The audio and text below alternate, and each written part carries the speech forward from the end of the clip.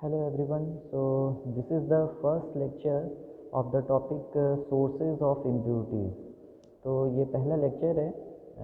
Topic का नाम है सोर्सेज ऑफ इम्प्योरिटीज़। तो फार्मास्यूटिकल्स में ये बहुत ही इम्पॉर्टेंट टॉपिक है एक्चुअल में, क्योंकि देखिए फार्मास्यूटिकल में जो प्रोडक्ट बनते हैं, फार्मास्यूटिकल प्रोडक्ट्स अब जो बनते हैं वो हैं डोजेज फॉर्म्स।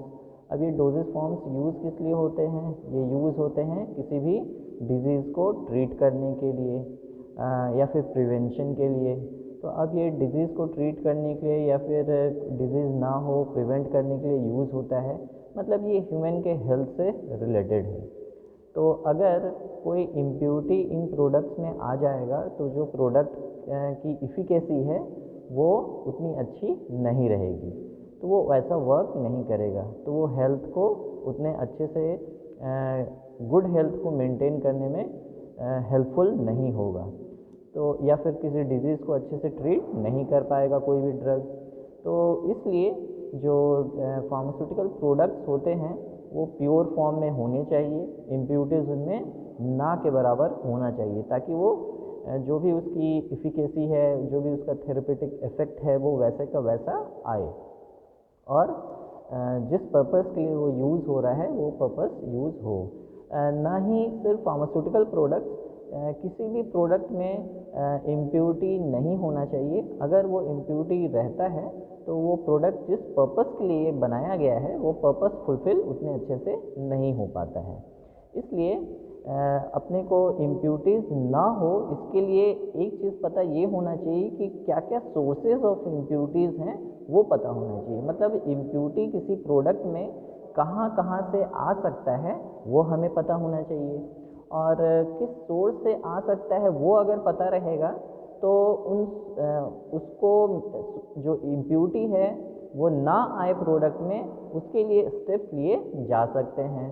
तो इसलिए ये बहुत इम्पॉर्टेंट हो जाता है कि क्या क्या सोर्सेज ऑफ इम्प्योरिटीज़ हैं किसी भी प्रोडक्ट के मैन्युफैक्चरिंग जब होता है उसके प्रोडक्ट में।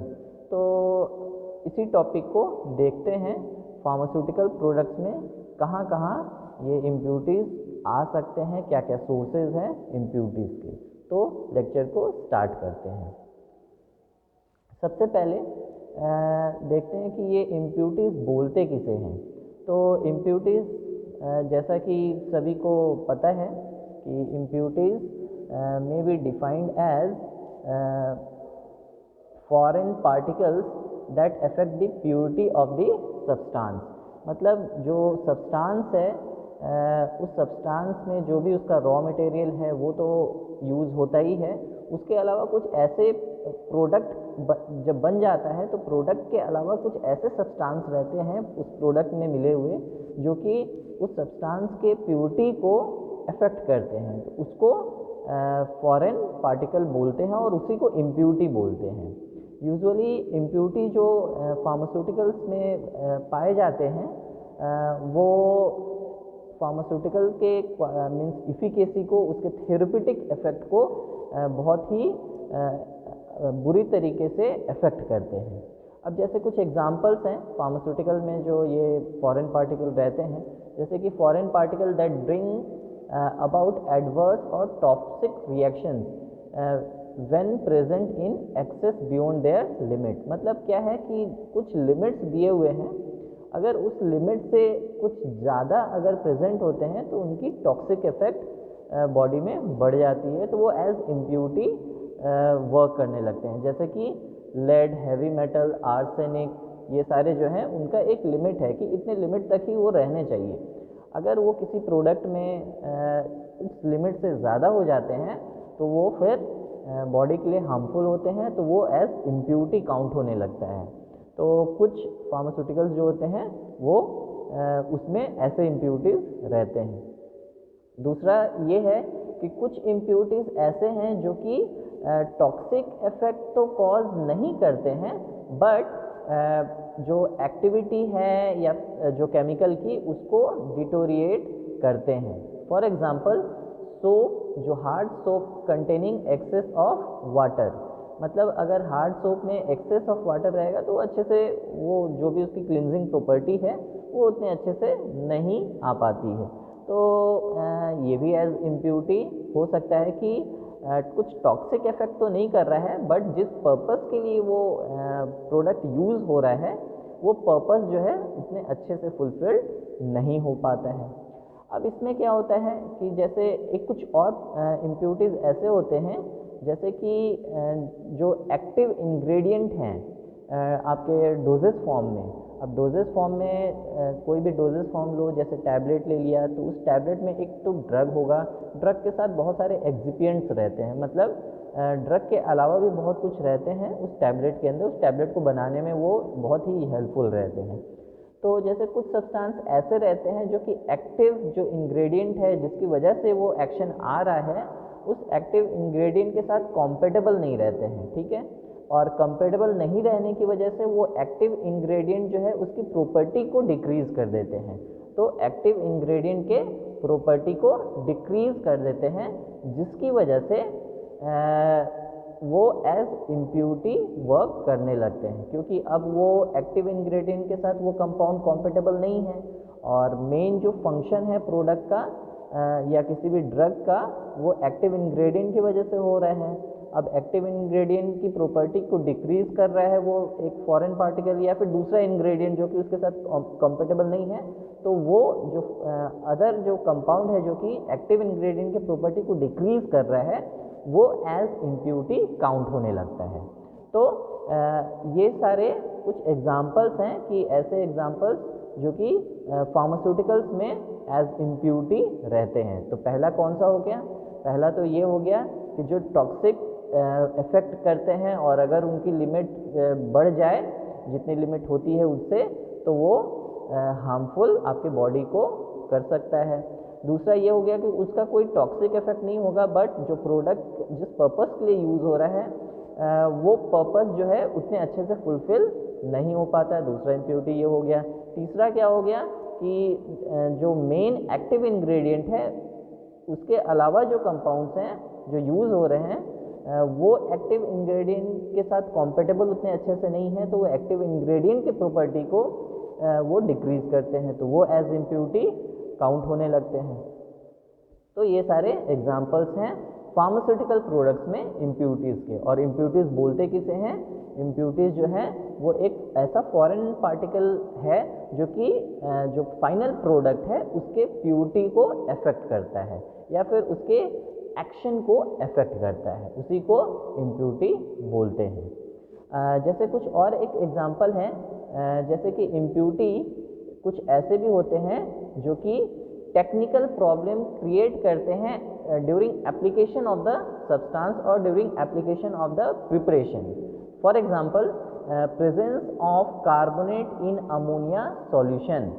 अमोनिया सॉल्यूशन में अगर कार्बोनेट आ गया तो वो एज इम्प्योरिटी काउंट होता है। उसी तरह presence of potassium iodate in potassium iodide solution, तो ये भी एक इम्प्योरिटी है, पोटाशियम आयोडाइड इन पोटाशियम आयोडेट।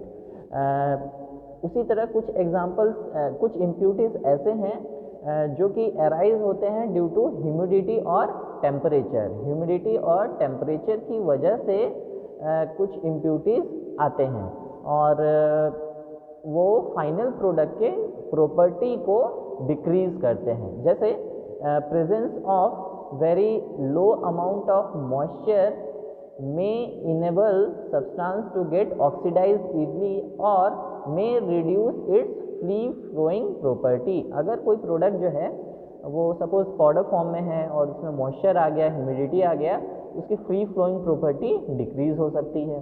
तो इसकी वजह से अब इसमें क्या है, मॉइस्चर जो है उसकी वजह से जो फाइनल प्रोडक्ट है उसकी प्रॉपर्टी थोड़ी मीन्स उसकी क्वालिटी जो है वो डिटोरिएट हो गई। तो यहाँ पर मॉइस्चर जो है एज इम्प्योरिटी काउंट होगा। क्यों? क्योंकि वो आपके जो प्रोडक्ट है उसके क्वालिटी को डिक्रीज़ कर रहा है। तो ऐसे भी कुछ इम्प्योरिटीज़ वो आपके प्रोडक्ट में हो सकते हैं। तो अब और भी एग्जांपल्स हैं। अब जैसे कुछ इम्प्योरिटीज़ ऐसे होते हैं जो कि कलरिंग एजेंट या फ्लेवरिंग एजेंट जो यूज़ होता है या फिर जो आपका प्रोडक्ट है उसके कलर को या फ्लेवर को चेंज कर दे। जैसे कि अब देखिए, presence of phenolic compound decolourise sodium salicylate. Sodium salicylate का जो कलर है वो अगर फिनोलिक कंपाउंड उसमें आ जाएगा तो वो उसका एक्चुअल कलर वो चेंज हो जाएगा। तो यहाँ पे कलर चेंज हो जा रहा है due to presence of other compound. तो वो जो अदर कंपाउंड है वो एज इम्प्यूरिटी यहाँ पर काउंट हो जाएगा। अब उसी तरह जैसे सोडियम क्लोराइड जो होता है, अब सोडियम क्लोराइड जो है वो फ्री फ्लोइंग है, लेकिन अगर उसमें मैग्नीशियम सॉल्ट थोड़ा सा भी प्रेजेंट होगा तो वो क्या करता है, डैम्पनेस क्रिएट कर देता है, उसमें मॉइस्चर आने लगता है। तो उसकी वजह से जो सोडियम क्लोराइड है वो फ्री फ्लोइंग नहीं रह पाता। तो यहाँ पर मैग्नीशियम जो सॉल्ट्स हैं वो एज इम्प्यूरिटी काउंट होंगे सोडियम क्लोराइड में। तो ऐसे भी कुछ इम्प्यूरिटीज़ वो होते हैं जो कि किसकी वजह से हो रहे हैं, जो कि एज कलरिंग एजेंट या फिर फ्लेवरिंग एजेंट उस प्रोडक्ट में यूज़ हो रहे हैं। बट वो क्या करते हैं, जो फाइनल प्रोडक्ट है उसके क्वालिटी को चेंज कर देते हैं। कुछ इम्प्यूरिटीज़ ऐसे भी होते हैं जो कि फिजिकल और केमिकल प्रॉपर्टी जो है सब्सटेंस का उसी को चेंज कर देते हैं। अब जो फाइनल प्रोडक्ट है उसके फिजिकल और केमिकल प्रॉपर्टी को अगर चेंज कर देंगे तो फिर से जो आपका फाइनल प्रोडक्ट है वो वैसा एक्शन नहीं दिखा पाएगा जैसा उनको दिखाना चाहिए। कुछ फॉरेन पार्टिकल ऐसे होते हैं जो कि प्रोडक्ट में रहते हैं, जो प्रोडक्ट की सेल्फ लाइफ को डिक्रीज़ करते हैं। सपोज़ कोई प्रोडक्ट है, जैसे कोई टैबलेट ही है जिसका सेल्फ लाइफ 2 साल का है, कि अभी अगर वो बन रहा है तो 2 साल तक वो थेरेपेटिक एक्शन दिखाएगा और सेफ़ है यूज़ के लिए। लेकिन अगर उसमें कोई इम्प्यूरिटी प्रेजेंट है और तो वो क्या करेगा कि जो एक्टिव इंग्रेडिएंट है उसको डिटोरिएट करेगा। अब एक्टिव इंग्रेडिएंट को डिटोरिएट करेगा और ये भी हो सकता है कि वो उसके सेल्फ लाइफ को, फॉर्मुलेशन के सेल्फ लाइफ को डिक्रीज कर दे। तो ऐसा हो सकता है। तो वो जो कंपाउंड होगा जिसकी वजह से सेल्फ लाइफ डिक्रीज हो रहा है वो कंपाउंड एज इम्प्यूरिटी काउंट होगा। तो ये सारे थे टाइप्स ऑफ इम्प्यूरिटीज़ जो कि फार्मास्यूटिकल प्रोडक्ट्स में रहते हैं। अब देखते हैं सोर्सेज ऑफ इम्प्यूरिटीज़। अब ये भी बहुत इम्पॉर्टेंट है। जैसे कि इम्प्यूरिटीज़ जो है, अभी तक हमने क्या देखा कि जो इम्प्यूरिटी है वो आपके फाइनल प्रोडक्ट के या तो प्रॉपर्टी को डिक्रीज़ कर रहा है, या तो उसके अपीयरेंस को ख़राब कर रहा है, या तो जो main drug, men active ingredient है उसी को डिस्ट्रॉय कर दे रहा है, जिसकी वजह से एक्शन नहीं आ पा रहा है। तो बोलने का मतलब यही है कि जो इम्प्यूरिटी है वो फाइनल प्रोडक्ट जो है उसके क्वालिटी को या उसके एक्शन को डिक्रीज़ कर रहा है। तो वो इम्प्यूरिटी नहीं रहना चाहिए आपके प्रोडक्ट में। तो उसके लिए इम्पॉर्टेंट क्या है कि इम्प्यूरिटी आ कहाँ से रहा है वो हमें पता होना चाहिए, मतलब सोर्सेज ऑफ इम्प्यूरिटी पता होना चाहिए। तो अब सोर्सेज ऑफ इम्प्यूरिटीज़ क्या क्या हैं वो देखते हैं। तो जैसे रॉ मटेरियल जो है उसकी वजह से इम्प्यूरिटी आ सकता है, वहाँ से इम्प्यूरिटी आ सकता है। जो भी रॉ मटेरियल यूज़ होता है किसी भी फार्मास्यूटिकल में, अब जैसे कि एक टैबलेट ही है तो टैबलेट में बहुत सारे रॉ मटेरियल्स यूज़ होते हैं। एक तो मेन आपका ड्रग हो जाएगा, वो पाउडर फॉर्म में रहता है या लिक्विड फॉर्म में भी रहेगा या पेस्ट फॉर्म में भी रहेगा। तो जो मेन ड्रग है वो रहेगा। उसके अलावा भी बहुत सारे इंग्रेडिएंट्स यूज़ होते हैं, उनमें एज इम्प्यूरिटी आ सकता है। तो और उनमें अगर इम्प्यूरिटी आ जाएगा तो जब प्रोडक्ट बनेगा उस रॉ मटेरियल को लेकर, कि जो रॉ मटेरियल है जो खुद प्योर नहीं था, अगर उसको लेकर कोई प्रोडक्ट बनेगा तो इम्प्यूरिटी वहाँ पर आ सकती है। फाइनल प्रोडक्ट में आएगी ही, क्योंकि रॉ मटेरियल में ही इम्प्यूरिटी था। तो वो पूरा प्रोसेस जब चलेगा, रॉ मटेरियल जब प्रोडक्ट में चेंज होगा तो वो इम्प्यूरिटी जो स्टार्टिंग में था वो आपके फाइनल प्रोडक्ट में रहेगा। इसलिए जो रॉ मटेरियल्स हैं वो भी प्योर फॉर्म में ही रहने चाहिए। जैसे कोई भी एग्जांपल ले लो, जैसे एक आप सिंपल सिरप ही बना रहे हैं, जैसे एक शुगर सिरप बना रहे हैं, तो शुगर सिरप बनाएंगे तो जो शुगर है वो यूज़ होगा, वाटर यूज़ होगा वहाँ पर, और उसके बाद उसको डिज़ोल्व किया जाएगा। लेकिन जो शुगर यूज़ हो रहा है वही अगर इम्प्योर है, उसमें कुछ कंपाउंड है, तो वो सिरप तो बनेगा बट वो इम्प्योर जो कंपाउंड है वो भी उस सिरप में आ जाएगा। उसी तरह अगर वाटर यूज़ हो, अब जैसे वाटर भी यूज़ होगा शुगर सिरप में, तो जो वाटर है उसमें अगर कोई इम्प्योरिटी है, कोई कंपाउंड पहले से प्रेजेंट है, तो वो उस सिरप में आ सकता है। तो वहाँ पे फाइनल प्रोडक्ट में इम्प्योरिटी आ जाएगा। और ये इम्प्योरिटी कहाँ से आ रहा है? रॉ मटेरियल से आ रहा है। ये इम्प्योरिटी जो रॉ मटेरियल था उसमें वो इम्प्योरिटी प्रेजेंट थी, तो वो फाइनल प्रोडक्ट में भी कैरी फॉरवर्ड हुई। तो कहने का मतलब यही है कि जो रॉ मटेरियल है that is a very important source of impurity which may carry forward to the final product, जो फाइनल प्रोडक्ट तक कैरी फॉरवर्ड होगा।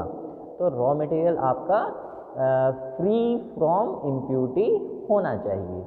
दूसरा है मेथड और प्रोसेस कंट्रोल, मतलब जो मेथड एम्प्लॉयड हो रहा है किसी भी प्रोडक्ट को बनाने के लिए, उस मेथड के थ्रू भी इम्प्योरिटीज़ आ सकती हैं। अब जैसे कोई भी प्रोडक्ट जब बनता है तो बहुत सारे स्टेप्स होते हैं। अब बहुत सारे स्टेप्स उस ड्यूरिंग मैन्युफैक्चरिंग वो प्रोसेस में ही वो बहुत सारे स्टेप्स रहते हैं। तो वो जब स्टेप्स हो रहे हैं तो उस समय भी इम्प्योरिटीज़ आपके प्रोडक्ट में आ सकता है। अब जैसे वही सिरप का ही एग्जांपल लेते हैं।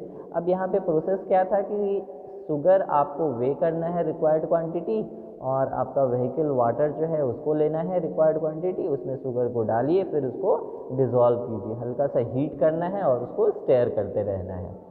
अब यहाँ पे अगर हीटिंग ज़्यादा कर दी गई तो आपका जो शुगर है वो डिस्ट्रॉय हो जाएगा।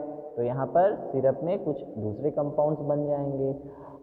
अगर ज़्यादा हीटिंग हुई तो जो वाटर है वो एवापोरेट होने लगेगा, तो आपका जो सिरप है जितना कंसनट्रेटेड वो होना चाहिए वो उतना कंसनट्रेटेड नहीं रहेगा। तो इसकी वजह से भी इम्प्योरिटी मीन्स जो प्रोडक्ट है उसकी क्वालिटी यहाँ पर चेंज हो रही है।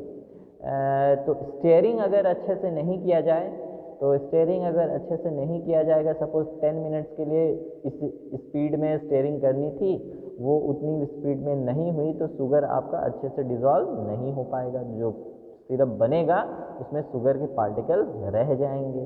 तो मेथड जो है वो अगर अच्छे से फॉलो नहीं किया जा रहा है तो जो फाइनल प्रोडक्ट है उसकी क्वालिटी में फ़र्क आता है। और फ़र्क जो आता है that is due to impurities present in the final product. और इम्प्योरिटी यहाँ पर कहाँ से आ रहा है, किस वजह से आ रहा है? वो आ रहा है कि जो प्रोसेस है, जो मैन्युफैक्चरिंग प्रोसेस है वो सही से नहीं किया गया, उसकी वजह से ये आ रहा है। उसके बाद और भी सोर्सेज हैं, जैसे एटमॉस्फेरिक कंडीशन। ये भी बहुत इम्पॉर्टेंट है कि अब जैसे एटमॉस्फेरिक कंडीशन अगर जिस प्लेस में ये प्रोसेस पूरा चल रहा है मैन्युफैक्चरिंग का, अगर वो प्लेस ही अच्छे से हाइजीनिक कंडीशन में नहीं है तो आपके प्रोडक्ट में इम्प्योरिटी आ सकता है। अब जैसे वही सिरप का ही एग्जांपल लेते हैं कि अगर वो लेबोरेटरी जिस कंडीशन में बनाया जा रहा है वहाँ पर अगर एटमॉस्फेयर क्लीन नहीं है, एयर में बहुत डस्ट पार्टिकल हैं, तो वो डस्ट आपके सिरप में आ सकता है। अगर सनलाइट आ रहा है तो सनलाइट की वजह से भी कुछ प्रोडक्ट में इफ़ेक्ट हो सकता है। अगर मॉइस्चर बहुत ज़्यादा है तो जो आपका सिरप बनेगा उस सिरप में मॉइस्चर बहुत आ जाएगा, तो कंसिस्टेंसी वैसी सिरप की नहीं होगी अगर वो मॉइस्चर आपके सिरप में आ गया तो जो कहने का मतलब वही है कि जो एटमॉस्फेरिक कंडीशन है that also plays very important role in maintaining the quality of product. जो भी प्रोडक्ट बन रहा है जिस एटमॉस्फेरिक कंडीशन में, उस एटमॉस्फेरिक कंडीशन जो है वो क्लीन रहना चाहिए। वो अगर क्लीन नहीं है, सूटेबल नहीं है मैन्युफैक्चरिंग के लिए, तो वो एटमॉस्फेयर एक source of impurity, as source of impurity work कर सकता है उस प्रोडक्ट के लिए जो कि उस कंडीशन में मैन्युफैक्चर हो रहा है। तो जिस कंडीशन में वो मैन्युफैक्चर हो रहा है प्रोडक्ट, उस एटमॉस्फेरिक कंडीशन जो है वो एज सोर्स ऑफ इम्प्योरिटी हो जाएगा। तो ये भी एक सोर्स ऑफ इम्प्योरिटी वर्क करता है। एक और है कंडीशन ऑफ स्टोरेज। ये भी बहुत इम्पॉर्टेंट सोर्स ऑफ इम्प्योरिटी हो सकता है। जैसे कि आपने कोई प्रोडक्ट बनाया और उसको रखा है, लेकिन अगर स्टोरेज जो है वो अगर सही कंडीशन में नहीं किया गया तो उस प्रोडक्ट में इम्प्योरिटी आ सकती है। पहला तो ये है कि हाइजीनिक कंडीशन में रखना है, तो अगर अनहाइजीनिक कंडीशन में रखोगे तो वहाँ पे इम्प्योरिटी आ सकता है। दूसरा ये है जिस टेम्परेचर, प्रेशर, ह्यूमिडिटी कंडीशन में प्रोडक्ट को रखना है, और फार्मास्यूटिकल प्रोडक्ट के केस में ये बहुत इंपॉर्टेंट हो जाता है। जैसे कुछ प्रोडक्ट्स ऐसे होते हैं जो बहुत ही लो टेम्परेचर पे रखने होते हैं, कुछ प्रोडक्ट्स ऐसे होते हैं, मैक्सिमम प्रोडक्ट्स ऐसे होते हैं जो कि डार्क में रखने होते हैं, आप सनलाइट उसमें नहीं आना चाहिए। तो अगर ये स्टोरेज कंडीशन अच्छे से मेंटेन नहीं किया जाएगा तो उस केस में क्या होगा, स्टोरेज कंडीशन अच्छे से मेंटेन ना होने की वजह से आपका एक्टिव इंग्रेडिएंट जो है वो डिस्ट्रॉय हो सकता है, और उसकी वजह से जो प्रोडक्ट है वो उसका जो एक्शन होना चाहिए वो एक्शन नहीं हो पाएगा। तो